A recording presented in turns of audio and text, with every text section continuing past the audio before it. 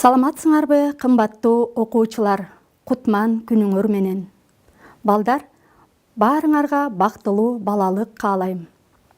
5-класстын окуучулары үчүн математика сабагыбызды улантабыз. Сабагыбызды мындан мурунку сабакта берилген тапшырманы текшерүүдөн баштайлы. Даяр болсоңор, текшерели. Эсиңерде болсо, балдар, өткөн сабакта кашааларды ачууну жана окшош кошулуучуларды топтоону үйрөнгөнбүз. Анда биринчи берилген маселенин жообу 36 минус 4х. Экинчи 7а. Үчүнчү x минус 8y минус 9. Акыркысы 25 минус 86. Балдар, эгерде тапшырмаларды текшерип бүтсөңөр, өзүңөр баалуу жүргүзүп койгула.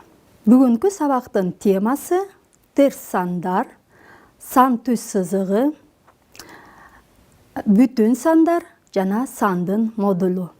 Демек, бүгүнкү сабакта терс сандар, карама-каршы сандар, сан түз сызыгы, сандын модулу жана бүтүн сандар жөнүндө түшүнүк алабыз. Андан сырткары сан түз сызыгында бүтүн сандарды белгилөөнү үйрөнөбүз. Алгач балдарында мен силерге кичинекей аңгеме айтып берейин, а силер болсо ошол аңгемедеги Элмиранын кичинекей уулу Умар менен бирдикте маселе чыгарып олтургула. Элмира кичинекей уулу Умарга маселе чыгарууну тапшырды. Абанын температурасы чак түштө 3 градус болуп, саат сайын 1 градуска төмөндөсө, 7 саат өткөндөн кийин канча градус болот? Демек, Умар бул маселени чыгарууга киришти.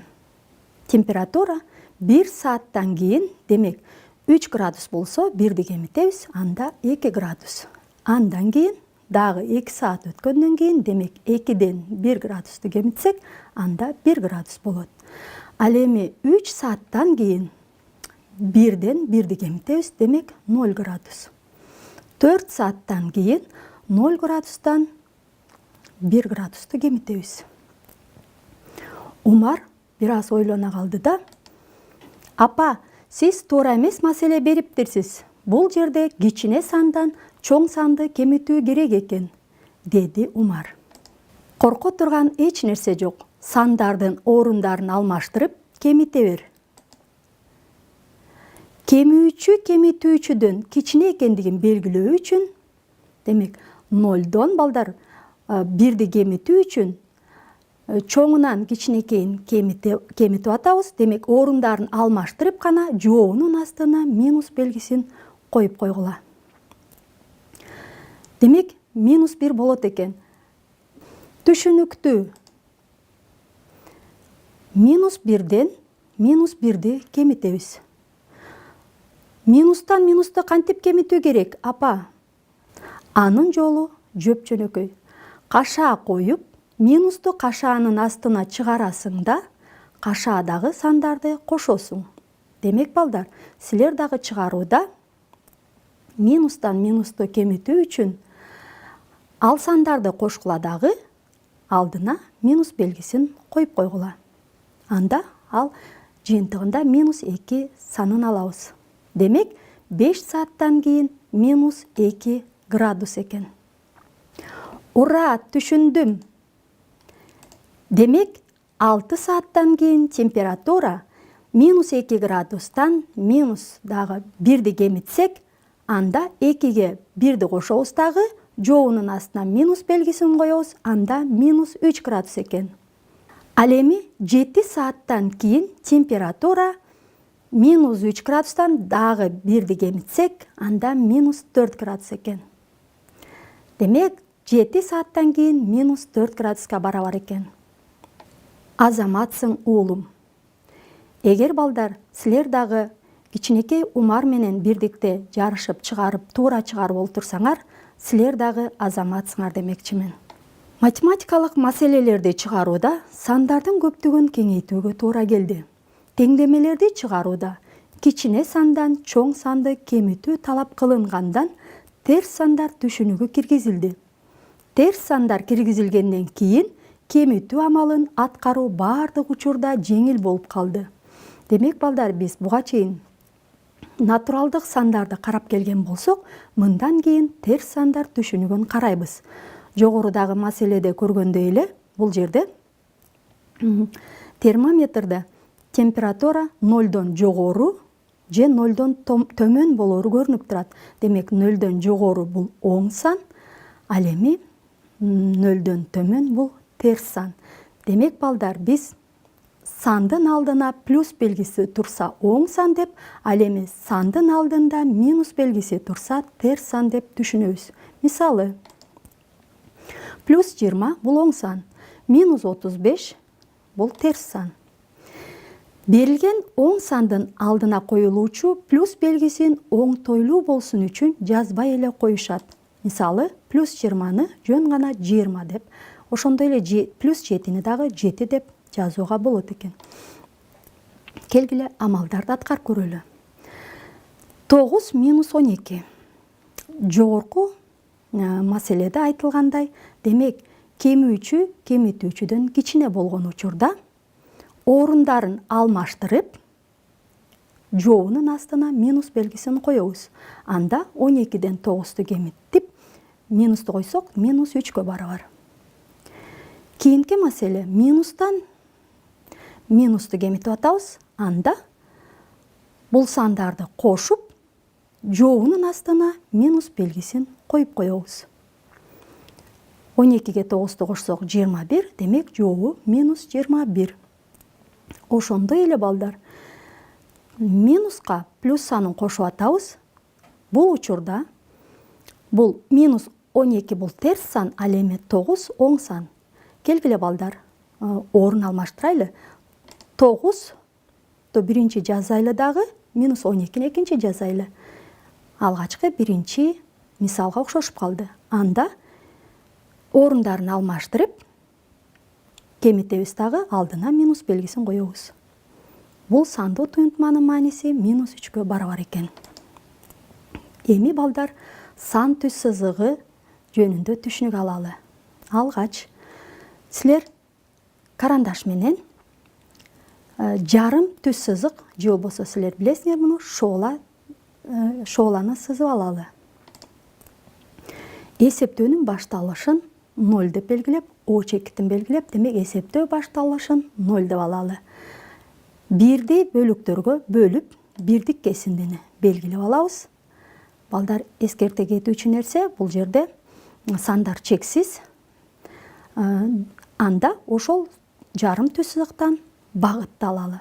Демек, мындай түз сызык сан түз сызыгы же саногу деп аталат экен.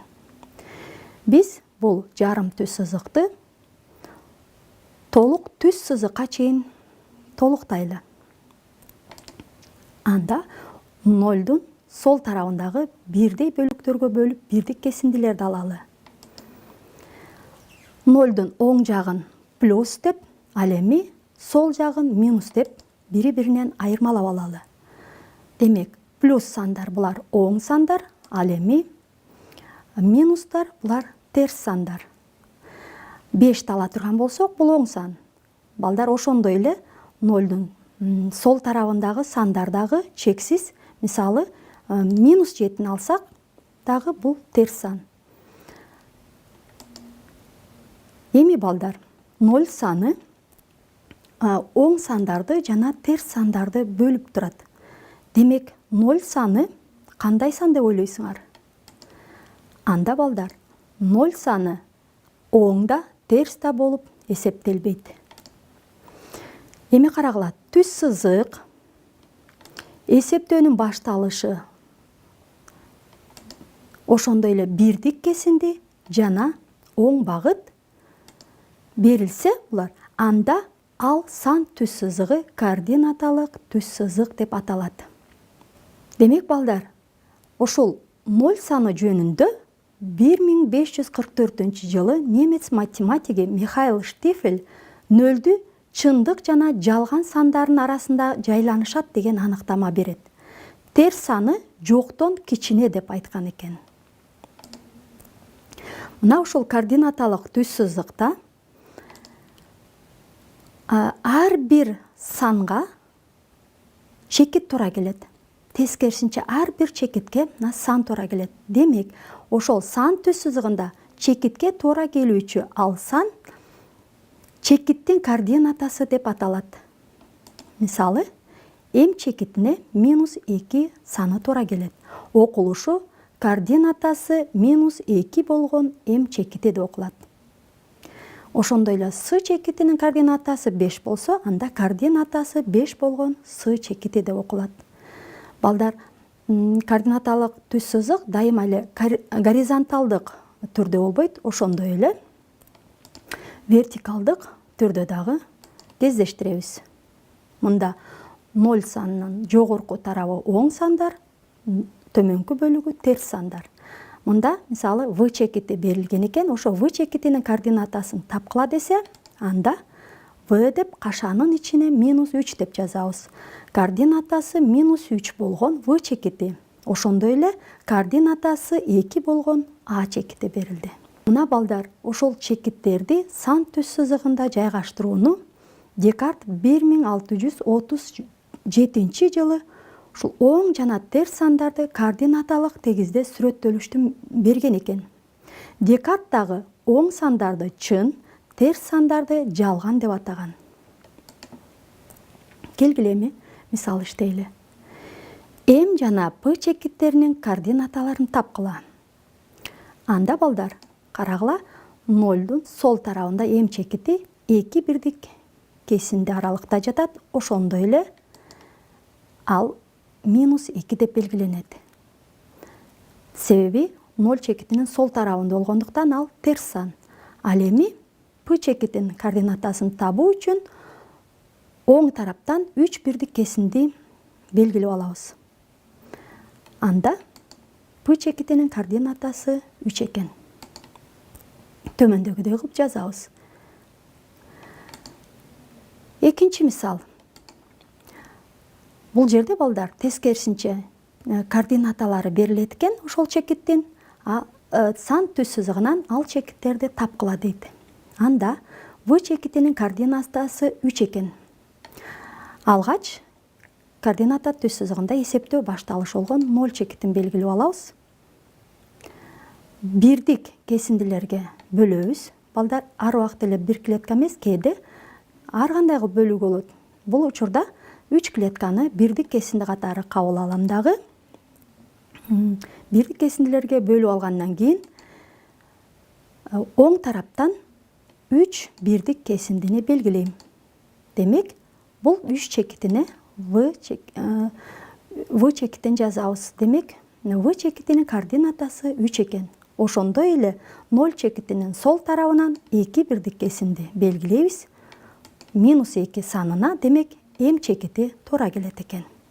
Мынакей балдар, биз координатасы боюнча түз сызыктан ал чекиттерди белгиледик. Ошондой эле координата түз сызыгынан П жана М чекиттерин белгилейли. Бул чекиттерге кайсыл сандар туура келет? Демек, 4 бирдик кесинди оң тараптан, ал 4кө барабар, ошондой эле 4 бирдик кесиндиге сол тараптан бирдик кесиндини өлчөп койсок, бул чекитке -4 саны туура келет экен. Эми балдар, көңүл буруп карагыла. Эсептөө башталышынан автауна М жана П чекиттерине жетүү үчүн бир убакта жүрүш жасады. Демек балдар, П чекитине чейинки кесинди 4 жана ошондой эле М чекитине чейинки аралыктагы 4. Анда мындай сандар карама каршы сандар деп аталат экен. Демек, 4 карама каршы -4кө. Ал эми -4 санына карама каршы болот экен +4 саны. Анда балдар, карама каршы сандарга аныктама берели.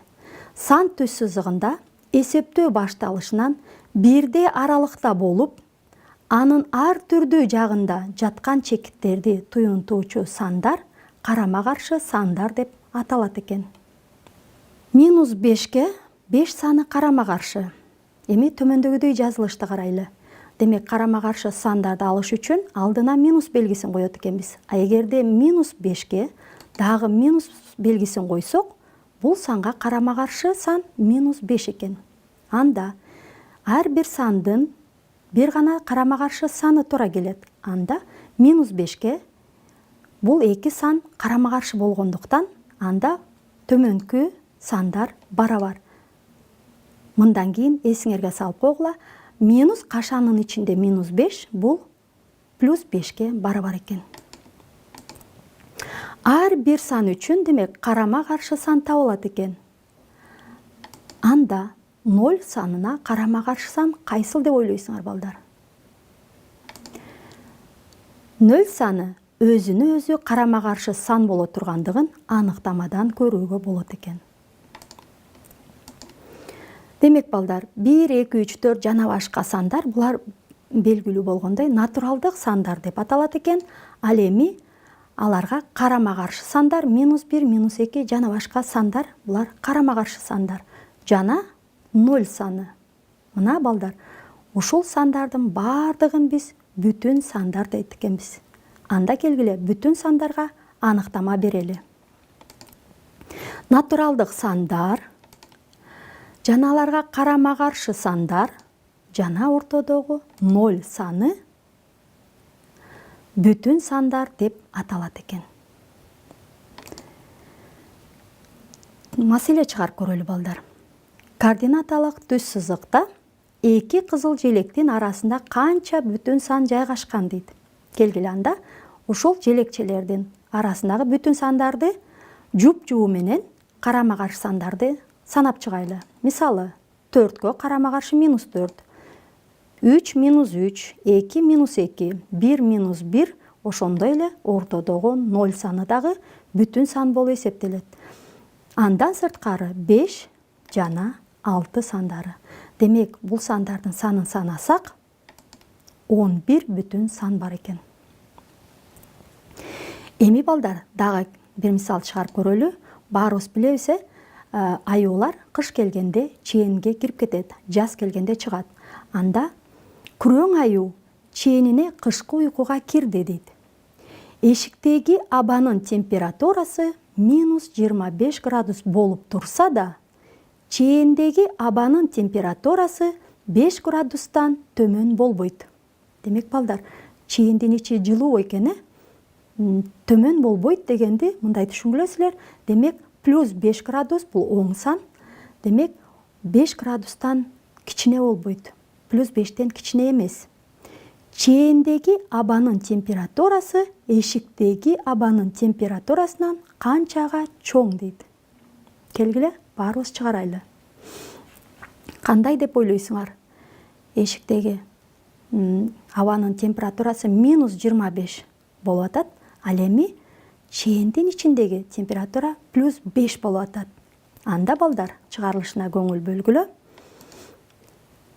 Чээндеги температура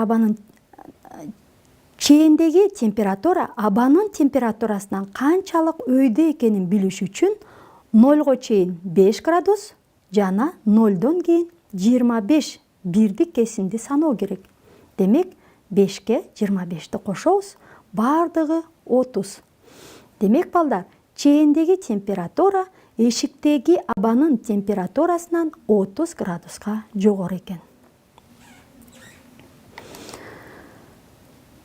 Эми балдар, ушул терс сандар биздин турмушта колдонулабы? Келгиле колдонушуна көңүл бөлөлү. Терс сандар так илимде, математика жана физикада көп колдонулат. Мисал, жогорку мисалда дагы көрдүңөр, 20 градус жылуу деген бул 0дөн жогору. Оң сан. Ал эми 20 градус суук бул 0дөн төмөн. Терс сан. Ошондой эле терс сандардын колдонулушу географияда да колдонулат экен. Тоолордун бийиктиги оң сандардын жардамы менен ченелет, ал деңиз деңгээлинен жогору. Ал эми суунун тереңдиги терс сандардын жардамы менен өлчөнөт, ал деңиз деңгээлинен төмөн деп аталат. Эсептөө башталышы катары дүйнөлүк океандын бети кабыл алынган экен. Терс сандардын колдонушу ошондой эле тарыхта да кездешет. Терс сандар көбүнчө биздин заманга чейин деген сөз менен алмаштырылат. Аны b.z.ч деп жазып койсок болот экен. Мисалы, биздин заманга чейин Египет пирамидасынын курулушун айтсак болот. Ал эми биздин заманда адамдын космоско биринчи учуусун мисал келтирсек болот.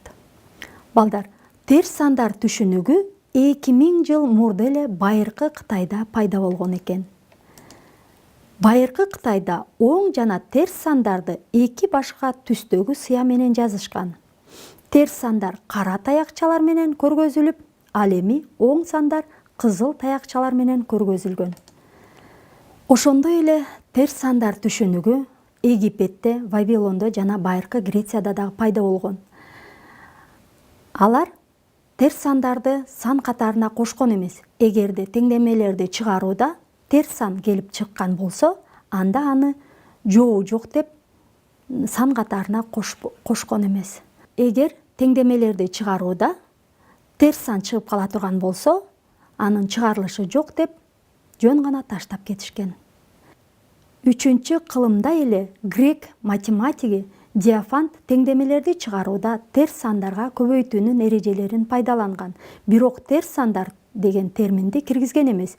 Терс сандарды кемүүчү, ал эми оң сандарды кошулуучу деп гана атаган. Ал эми индиялык математиктер 6-7 кылымда эле теңдемелердин терс тамырга ээ боло тургандыгын айтышкан. Алар оң сандарды мүлк деген балдар бул киреше, ал эми терс сандарды карыз, чыгаша деп айтышкан экен. Эми балдар сандын модулу жөнүндө түшүнүк алалы. Координаталык түз сызыкта А жана В чекиттери берилсин. Демек, А чекитинин координатасы 7, В чекитинин координатасы -7. Анда 0 чекитинен баштап А чекитке чейин 7 бирдик кесинди, ошондой эле 0 чекитинен О чекитинен В чекитине чейин 7 бирдик кесиндин өлчөп коюуга болот. Анда балдар, ошол узундукту сандын модулу дейбиз. Башкача айтканда, 7-нин модулу 7-ге барабар, ошондой эле -7-нин дагы модулу 7-ге барабар. Демек, 0-дон В-га чейинки аралык 7 болгондуктан, анда ал сандын модулу деп аталат экен. Сандын модулуна аныктама берели. А санынын модулу деп, же балдар кээде абсолюттук мааниси деп айтып жүрөбүз. Демек, А санынын модулу деп эсептөө башталышынан ал санга туура келүүчү чекитке чейинки аралыкты айтат экенбиз. Мисалы, 4 санынын модулу 4-кө барабар. Ал эми -2 санынын модулу 2-ге барабар. Аны координаталык түз сызыктан көрсөтө турган болсок, демек, ОС кесиндисинин узундугу демек 4 бирдик кесиндиге барабар. Анда бул модулу 4 болот. Ошондой эле ОД кесиндисинин узундугу 2 бирдик кесиндиге барабар экен. -2-нин модулу плюс 2 сан болот экен. Оң сандын модулу ошол сандын өзүнө барабар. Мисалы, 3 сандын модулу 3-ке эле барабар. Ал эми 5 сандын модулу 5-ке барабар. Ал эми терс сандын модулу ага карама каршы оң санга барабар. Мисал келтире турган болсок, -9 бул терс сан. Демек, ошол -9 терс сандын модулу ага карама каршы болгон плюс эле 9 санына барабар экен. Кээде балдар оң санды жогоруда айтып өткөндөй минус деп туруп кашанын ичине -9 деп жазууга болорун эсиңерден чыгарбагыла. Ошондой эле -5 санынын модулу дагы плюс 5-ке эле барабар. Балдар, ошондой эле 0 санынын модулу 0-го барабар. Себеби балдар, 0 бул чекит болгондуктан, ал чекиттин узундугу 0 деп кабыл алынган. Демек, 0 санынын модулу 0-го барабар болот. Ал эми карама каршы сандардын модулу барабар болот. Мисалы, 6 жана -6 булар карама-каршы сандар. Анда бул сандардын модулдары барабар болот. Себеби ошол чекитке чейинки аралыктар барабар. -2 модулу +2'nin модулуна барабар. Демек балдар, сандын модулу ар дайым оң сан болот. Келгиле анда мисал чыгарып көрөлү. Модулу 3-кө барабар болгон санды координаталык түз сызыкта белгилегиле. Ал үчүн координаталык түз сызыгын алып, эсептөө башталышынан бирдик кесиндини тандап алабыз. Андан кийин 3 бирдик кесинди, демек М чекити деп белгилеп алдык. М чекитине 3 саны туура келет. Ошондой эле балдар, О чекитинен Н'ге чейин бул узундугу 3-кө барабар. Ошон үчүн Н чекитинин координатасын -3 деп алдык. Эми ОМ жана ОН аралыктарын эсептейли. Демек -3'түн дагы модулу 3-кө барабар. +3'түн модулу 3-кө барабар. Себеби ОМ кесиндинин узундугу менен ОН кесиндисинин узундуктары барабар. Кийинки мисал туюнтманын маанисин тапкыла. Эгерде балдар А барабар 17, В барабар -5 болсо, модуль ичинде А кемитилген, модуль ичинде В туюнтмасынын маанисин тапкыла дейт. Анда Анын ордуна 17-ни коебуз, В'нын ордуна -5 санын коебуз. Эсептейбиз. 17 санынын модулу 17-ге барабар, ал эми -5 терс санынын модулу дагы оң сан +5-ке барабар экен. Ордуна коебуз. Ордуна койсок, 17ден 5-ти кемитебиз, 12. Жобу 12 санын алдык. Балдар, сабагыбызды аягына чыктык. Демек, бүгүнкү сабакта көптөгөн маалыматтарга ээ болдук. Анда ошол маалыматтарга кыскача токтолуп кетели. Демек, бүгүн терс сандар, сан түз сызыгы, бүтүн сандар, сандын модулу жөнүндө түшүнүк алдык. Анда сан түз сызыгы деп эмнени айтабыз? Түз сызык эсептөө башталышы бирдик кесинди жана оң багыт берилсе, анда ал сан түз сызыгы деп аталат. Эки сан бири-биринен белгиси менен гана айырмаланышса, ал сандар карама-каршы сандар деп аталат. Ар бир сандын карама-каршы саны бар. Ал эми 0 саны өзүнө өзү карама-каршы сан болуп эсептелет. Натуралдык сандар, анын карама-каршы сандары жана 0 саны бүтүн сандар деп аталат. Сандын модулу деп эмнени айтат экенбиз? А санынын модулу деп эсептөө башталышынан ал санга туура келүүчү чекитке чейинки аралыкты айтабыз. Демек балдар, модул деген бул аралык экен, узундук. Оң сандын модулу ошол сандын өзүнө барабар. Ал эми терс сандын модулу ага карама-каршы болгон оң санга барабар. Ал эми 0 санынын модулу 0га барабар. Карама-каршы сандардын модулдары барабар болот. Мына балдар, ушул алган билимиңерди бышыктоо үчүн силерге кийинки сабакка тапшырма берилет. Ушул тапшырмаларды чыгарып, кийинки сабакта жообун текшерип алууга болот. Андан сырткары Кыдыралиев, Урдалетова, Дайырбекованын астына жазылган 5-класстын математика окуу китебиндеги параграф 8, номер 198, 204, 206 жана 208 көнүгүүлөрүн өз алдыңарча чыгарсаңар болот. Кыздар, балдар, бүгүнкү сабакка активдүү катышып бергениңерге чоң ыраазычылык билдирип, кийинки сабакка чейин жолукканча коштошобуз.